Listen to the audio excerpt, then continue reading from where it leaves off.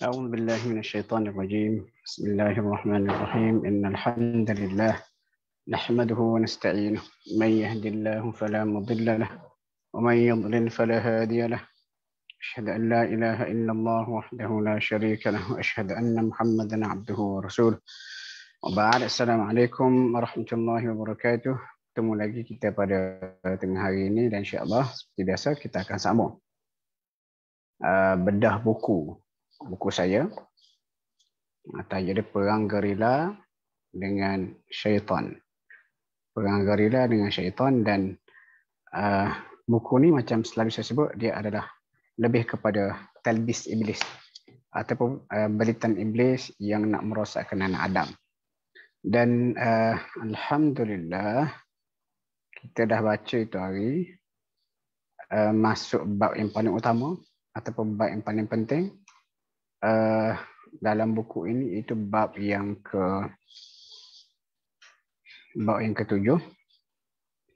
Ini iaitu Perang Gerila dengan Syaitan. Ini topik utama buku ni. Ini beberapa contoh serangan iblis kepada kita yang perlu kita sedar dan juga kita ketahui. Mudah-mudahan dengan mengetahui ataupun kita sedar dengan perkara ini, insya-Allah kita akan lebih berhati-hati. Dan seperti yang saya jelaskan sebelum ni, bentuk serangan iblis kepada manusia ni ada dua jenis. Satu, serangan mental. Ini bermaksud hasutan, godaan, serangan fikiran jahat, tipu daya dan sebagainya. Ini yang mendominasi kebanyakan serangan iblis syaitan kepada kita. Manakala satu lagi serangan berbentuk fizikal. Ini berbentuk hasutan, rasukan, berbentuk rasukan dan juga sakit-sakit fizikal. Ini minoriti sebenarnya. Maksud bab ni, kalau saya boleh ringkaskan bab ni saja, banyak sungguh kita akan bincang bentuk serangan mental. Dan kita dah mula itu hari, serangan mental iblis ni kita dah masuk itu. Yang pertama sekali dipanggil tazyin ataupun talbis, memperindahkan kebatilan dengan menukar nama yang haram kepada yang lebih lunak. Ini apa? Ini kepakaran iblis ni. Dan hari ini insya-Allah kita akan masuk yang kedua. Yang kedua ni antara contoh serangan iblis ataupun syaitan kepada manusia adalah ekstremisme. Ekstremisme sama ada terlalu berlebih ataupun terlalu longgar tentang suatu perkara, ataupun namanya ifrat dengan tafrit. Ifrat dengan tafrit. Ifrat dengan tafrit. Ifrat ni dia terlalu ketat sehingga menghilangkan kemanusiaan. Betapa Islam tu nampak macam tak manusiawi ataupun syariat itu tak manusiawi. Tafrid, dia terlalu longgar sehingga mengabaikan hak agama. Betullah. Ifrat ataupun tafrid dia salah satu daripada dua. Saya pun lupa nak bertukar antara dua ni. Okey.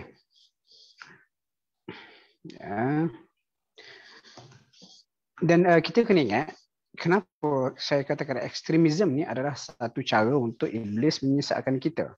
Sebab Islam adalah agama yang adil.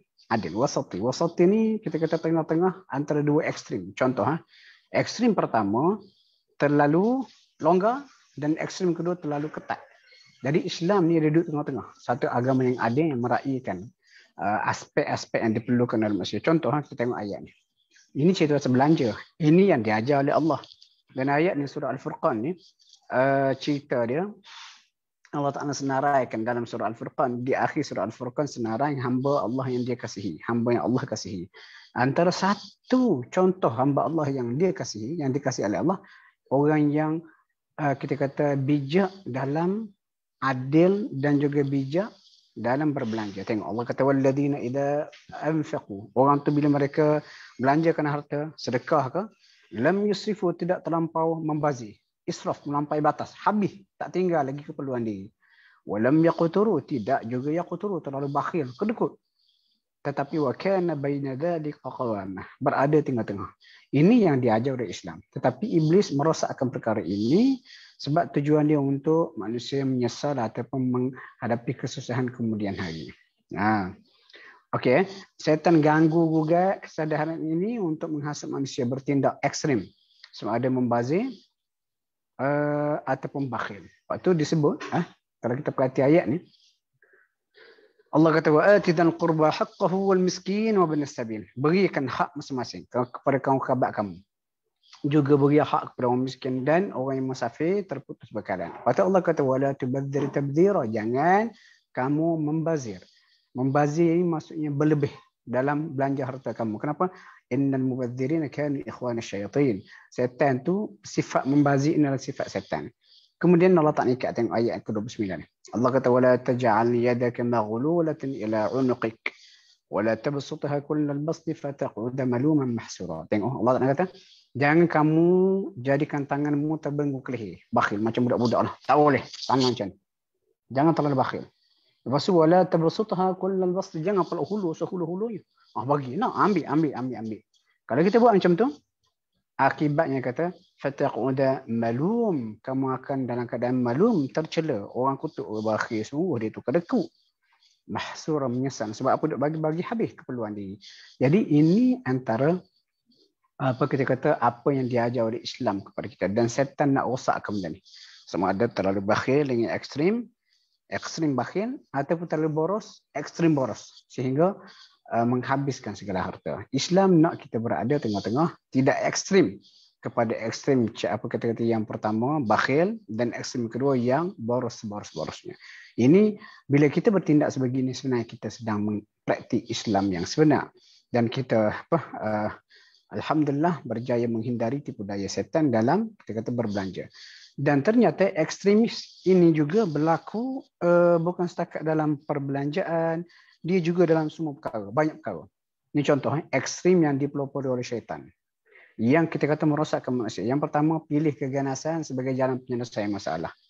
Dah tunggu lama sangat Islam tak terbela, umat Islam ditindas, lalu keluar geng-geng jihad. Geng-geng jihad Islam yang mendakwa jihad Islam, lalu bunuh orang kafir tanpa kira kafir itu harbi ke dhimmi ke, dan tindakan-tindakan yang ganas yang akibatnya memangsakan umat Islam yang lain. Umat Islam dipandang sebagai pengganas. Itu matlamat setan tu. Ataupun ekstrim membunuh diri sebagai jalan penyelesaian kepada masalah. Dia tak ada lagi dah sabar. Ekstrim dia, kalau sabar sangat pun tak boleh juga. Dia ni ekstrim terlalu terikut dengan perasaan, akhirnya bunuh diri. Ini pun antara contoh kita kata tipu daya setan. Ataupun berzina sebagai jalan penyelesaian untuk memuaskan nafsu. Nak kahwin duit tak ada, contohnya lah. Takut terikat, pergi berzina. Ini ekstrim. Ataupun makan rasuah, mencuri sebagai jalan penyelesaian untuk hidup senang. Ini contoh. Dan sikap ekstrim ini berlaku pada orang Yahudi. Apabila mereka memiliki kegilaan melampau terhadap aspek materialistik, sehingga sanggup ubah isi kandungan kitab. Kita tengok contoh.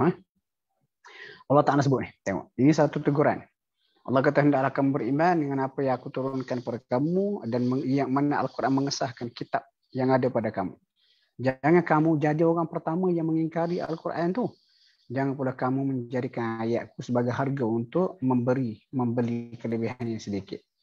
Maksudnya dia sanggup buat apa saja, jual agama pun tak apa, asal dapat kesenangan. Ini antara contoh lah. Sebab mereka terlalu materialistik. Nak sesuatu berbentuk material dibuktikan. Bila Nabi Musa berbicara dengan Allah, ini cerita di Gunung Tur Sinai ketika Nabi Musa dipanggil bertemu Allah. Nabi Musa naik bersama dengan sekumpulan Bani Israel yang dipilih. Bila mereka mendengar Nabi Musa berbicara dengan Allah, tapi tuan-tuan kena ingat, ini bicara yang tak sama dengan bicara kita, sesama kita. Sebab Allah laisa kamitslihi syai'. Bicara yang didengar, difahami dengan jelas. Tetapi perbicaraan tak sama dengan kita kata perbicaraan makhluk. Allah laisa kamitslihi syai'. Okey. Bila mereka dengar, mereka nak bukti material. Dia berkata apa? Wahai Musa, kami tidak akan beriman kepada kamu sehingga kami dapat lihat Allah dengan jelas dan nyata dengan mata kepala kami. Dan akibat kedegilan itu, akibat daripada ekstrimnya mereka minta benda yang berbentuk material, mereka dipanah peti, mati. Kemudian cerita mereka dihidupkan tu yang lain lah. Dan mereka juga ekstrim yang sangat ekstrim, mereka gila dunia sehingga takut mati. Ini pokok-pokok Yahudi ni. Lepas tu Allah Ta'ala sifatkan mereka. Ini tuan-tuan sifat mereka dalam surah Al-Baqarah. Allah kata wala tajidannahum ahrasan nasi ala hayah Wa minal ladzina asyraku, dan kamu wahai Muhammad akan dapati orang Yahudi itu sangat paling tamak, nak sungguh kepada kehidupan dunia melebihi tamaknya orang musyrikin. Setiap mereka itu mengharap agar masing-masing dapat hidup sampai 1000 tahun. Sampai 1000 tahun. Nak cerita pun mereka terlalu ekstrim kepada dunia ini, kalau boleh tak nak mati. Tak nak mati. Itu ekstrim Yahudi. Satu ekstrim yang kita kata sangat ketika materialis, semua nak duit lebih, semua nak hidup lama.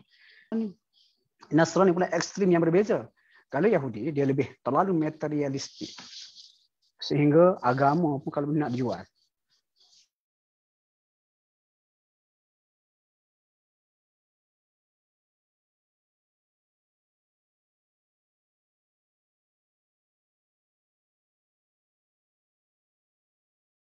Ini sebahagian Nasrani. Macam mana dia tidak berkahwin, abaikan di dunia sebab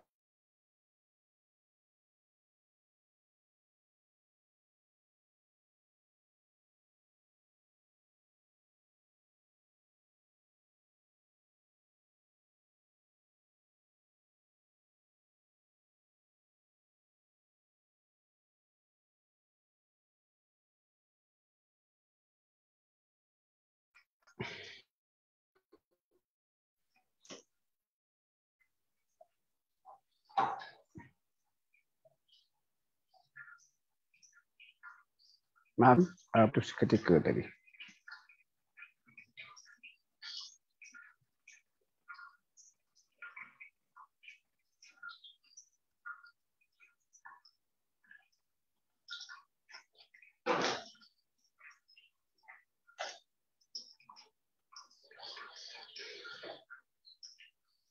Okey, sorry tuan-tuan.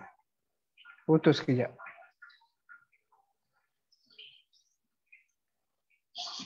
Kita sambung sikit lagi ya. Itu Yahudi. Yahudi terlalu materialistik, ekstrim materialism. Kemudian Yahudi Nasrani pula ekstrim juga, tetapi kepada aspek spiritualistik, sehingga mengabaikan hak-hak kemanusiaan mereka. Ini antara contoh. Disebut Allah dalam surah surah Al-Hadid. Allah kata, "Thumma qaffayna ala atharihim bi rusulina." Kemudian kami susuli selepas mereka itu para rasul. Para rasul kami silih berganti dan kami iringi pula dengan Isa ibn Maryam. Kami beri kepadanya Injil,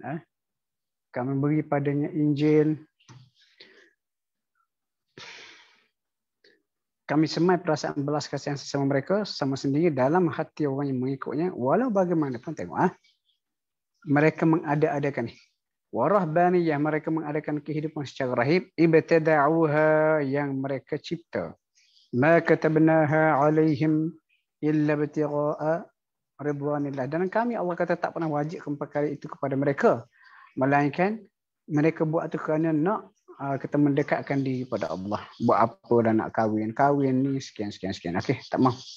Kita akan fokus kepada ibadat semata, tak kahwin. Walaupun nampak seperti baik, tetapi ini adalah ekstrim. Ekstrim kepada aspek spiritual yang nampak baik, tetapi lama-kelamaan manusia akan merana. Kerana Allah Ta'ala buat kita ni ada aspek, kita kata ada sudut akal, ada sudut emosi, dan ada juga nafsu. Dan Islam tidak pernah menghalang nafsu, asal sahaja nafsu kita ini disalurkan kepada laluan yang betul. Contoh, nafsu kita nak kepada harta, cari yang halal. Ada hak zakat, sedekah yang perlu kita tunaikan, boleh simpan harta. Nafsu kita nak kepada contoh pasangan. Jadi bila nak pada pasangan, kahwin. Dan perkahwinan itu diikat dengan akad daripada Allah. Maksud benda haram asalnya, tetapi bila dah ada akad perkahwinan bersama tanggungjawab yang datang selepas akad itu dilakukan, lalu kehidupan berkahwin itu boleh menjadi himpunan pahala, pahala yang banyak, melahirkan zuriat, anak yang soleh dan sebagainya. Oleh kerana itu, Islam ni agama yang sangat cantik, adil, berada di antara tengah-tengah keperluan materialistik dan juga keperluan spiritual. Jadi bila ada orang yang kata tak kahwin, kononnya kerana nak jaga diri supaya bersih dan sebagainya. Saya ingat satu cerita, tuan-tuan. Cerita ni agak lucah lah sedikit. Tapi saya bukan nak cerita Pak Lucah tu, tapi nak cerita bagaimana logik diberikan. Ni almarhum Tun Guni Aziz cerita. Almarhum Tun Guni Aziz cerita masa dia belajar di India dulu. Dia kata India ni negara bebas. Kata polemik ataupun perdebatan agama biasa berlaku. Dan sami-sami Buddha ni, sami-sami Hindu, mereka ni hidup secara rahib, tak kahwin. Dan mereka memandang lekeh ulama-ulama yang kahwin dua, ataupun kahwin 2 sampai 3 dan sebagainya. Jadi bila bertemu, mereka memandang lekeh Islam. Dia kata agama kamu ni agama yang kotor. Kenapa agama yang kotor? Sebab ada perkahwinan. Kenapa kahwin tu kotor? Bila tengok, dia kata hubungan kelamin suami isteri tak buat open. Yang buat open ni binatang. Jadi kalau ada manusia buat kerja ni open, mereka adalah binatang. Mudah yang gitu. Kenapa? Bila kamu nak kata hubungan kelamin suami isteri, kamu kena menyawak dalam bilik. Dan kalau orang tengok nampak tak cantik, huduh. Jadi kata agama kamu agama yang kotor. Lepas tu macam mana ulama jawab? Ulama kata okey. Soalan mula-mula kami nak tanya kamu, wahai sami-sami Hindu yang konon suci. Soalan pertama, adakah Tuhan itu bijak ataupun bodoh? Sebab semua percaya Tuhan. Cuma Tuhan kamu percaya banyaklah. Berbagai jenis Tuhan. Kami percaya Allah Tuhan kami, Tuhan yang satu. Tuhan cerdik ataupun bodoh? Dia kata Tuhan mesti cerdik. Okey, kalau Tuhan tu cerdik, kata yang ulama-ulama ni, cuba tengok kemaluan lelaki. Kemaluan lelaki ada masa dia akan tegang. Dia akan tegang dan ada masa dia tidak tegang. Jadi kalau Tuhan tu bijak, kenapa dia jadikan ketegangan? Dia kata kemaluan lelaki itu sia-sia. Dia kata kalau setakat nak gunakan kemaluan lelaki untuk kencing semata-mata, tak perlu ada mekanisme yang boleh jadikan dia tegang. Dan biasa jadi tegang tu bila? Bila melihat, dia kata gender yang berbeza. Itu adalah fitrah. Jadi kalau sekiranya kita akui dalam perbincangan kita awam tadi, Tuhan itu bijak, Tuhan tidak akan lakukan perkara-perkara secara sia-sia bila kemaluan lelaki itu boleh kencing dan juga tiba-tiba ada tegang. Bila tegang tu dia mengeluarkan air mani dan sebagainya. Mesti ia adalah satu fungsi khusus untuk manusia berkahwin. Jadi itu logik yang diberikan oleh para ulama Islam. Nampak kotor tu kalau sekiranya dilakukan secara haram, secara terbuka. Tetapi kalau sekiranya berlaku benda ni menyebabkan kita boleh mengawal diri, itu adalah satu tanda kebijaksanaan Allah Subhanahu Wa Taala yang memberikan kepada kita untuk kita kata melepaskan nafsu itu. Nah, ini contoh-contoh kita kata logik-logik yang diberikan. Jadi kesimpulan dia, Islam agama yang adil antara dua pihak. Ini contoh padrin rahib dalam kalangan kemanusiaan mendedikasikan diri mereka pada agama secara tertentu sehingga sanggup mengenepikan tuntutan fitrah manusia. Dan kadang-kadang kita risau juga. Kenapa apabila terlalu nak baik sangat sehingga menafikan hak manusia, walaupun depan manusia nampak baik, tapi belakang manusia berlaku berbagai perkara-perkara yang tidak elok. Jadi kita kata itu tidak sesuai dengan fitrah. Dan setan nak rosakkan. Senang cerita, orang yang kehidupan seperti rahib tak kahwin, konon nak jadi baik, sebenarnya tanpa sedar mereka telah ditipu oleh setan. Walaupun nampak mereka tak kahwin, tapi dalaman mereka terseksa. Dan kita risau dalaman yang terseksa kerana kita kata kehendak fitrah nafsu manusia ini tidak disalurkan dengan cara yang betul, dia akan buat benda tak elok. Sebab tu sama juga Nasrani terlalu memuja Nabi Isa alaihissalam sehingga mereka mengangkat Isa sebagai anak Tuhan. Dan perkara ini ditegaskan oleh Allah, larangan supaya tidak ekstrim. Dan ekstrim yang saya katakan tadi adalah satu senjata setan. Dia serangan mental masuk dalam kepala, dia bagi idea-idea yang konon yang nampak baik tetapi yang bercanggah dengan fitrah manusia. Tengok Allah kata, ya ahli kitab, wahai ahli kitab, Yahudi Nasrani, la taghlu fi dinikum, jangan kamu melampaui batas dalam agama kamu. Wala taqulu 'ala Allahi illa al-haq, jangan kamu katakan sesuatu atas nama Allah melainkan sesuatu yang benar sahaja. Kenapa? Innamal Masihu Isa bin Maryam Rasulullah. Isa itu adalah Rasulullah dan kalimah ataupun kuasanya yang dicampakkan kepada Maryam dan roh daripadanya. Jangan duk kata dia itu 3 daripada 1, Trinity dan sebagainya. Ini larangan tegas, dan di sebalik larangan ini seolah-olah kita boleh tengok Allah Ta'ala nak Islam, nak manusia supaya adil, tidak ekstrim. Dan hasutan-hasutan untuk jadikan manusia itu ekstrim sama ada terlalu materialistik seperti pokok Yahudi dan juga terlalu spiritualistik seperti pokok Nasrani adalah antara jarum-jarum syaitan nak sesatkan manusia. Okey, itu yang kedua. Yang ketiga ni antara serangan mental yang dilakukan oleh setan adalah melambat-lambatkan manusia untuk beribadat. Dia buatlah macam cara pun supaya kita melengahkan diri daripada melakukan ibadat. Ini sebuah hadis. Hadis ni cerita sebelum tidur. Tonton ini cabaran harian kita. Tengok Nabi kata apa? Kata tak kala seorang manusia hendak tidur, setan ikat kepalanya, di kepalanya 3 ikatan. Setiap ikatan ada tempatnya. Kita tak tahu. Ini ghaibiyah. Nabi sebut, kita percaya. Lalu setan pujuk, malammu masih panjang, tidur. Bila kita sedar, kita sebut nama Allah, Allahu Akbar. Terbuka 1 ikatan. Tinggal lagi 2. Kita bangun, pergi ke toilet, ambil wuduk. Kadang kita ni bangun, pergi toilet, pergi buang air. Habis buang air, sambung tidur. Padahal, kadang-kadang lagi parah sebenarnya sebelum tidur sempat lagi pegang telefon dalam 2-3 minit. Padahal 2-3 minit itu boleh diperuntukkan untuk wuduk dan juga solat. Jadi sekiranya kita boleh buat macam tu, kita ambil wuduk, terbuka 1 ikatan, kita pergi solat sekadar 2 rakaat pun, terbuka lagi 1 ikatan, maka hari tu kita akan dapati diri kita suci, bersemangat kerana bebas daripada kita kata godaan setan. Sekiranya gagal buka ketiga-tiga ikatan itu, dia akan bangun akan jiwa kotor, tak bermaya lagi, malas. Dan Nabi pun pernah, Nabi kata gambar orang yang tidur sehingga abaikan solat. Nabi kata dzakara rajulan bala syaitanu fi uduni. Itulah contoh orang yang telah dikencing oleh setan dalam kedua-dua telinganya. Itu tuan-tuan, dah 12.20 seperti sejanjikan, saya tak nak panjangkan. Nanti tuan-tuan rasa saya mungkin janji tazkir ringkas 20 minit, dan mudah-mudahan 2 yang kita bincang hari ini, ekstremisme dan juga lengah-lengahkan manusia untuk melakukan ibadat ini, ada 2 daripada serangan syaitan, serangan mental daripada syaitan yang perlu kita hindari. Mudah-mudahan Allah Ta'ala selamatkan kita semua daripada sebarang gangguan jin dan juga syaitan, dan semoga perkongsian pada hari ini akan dapat memberi manfaat kepada kita semua. Saya sudah dengan Assalamualaikum warahmatullahi wabarakatuh.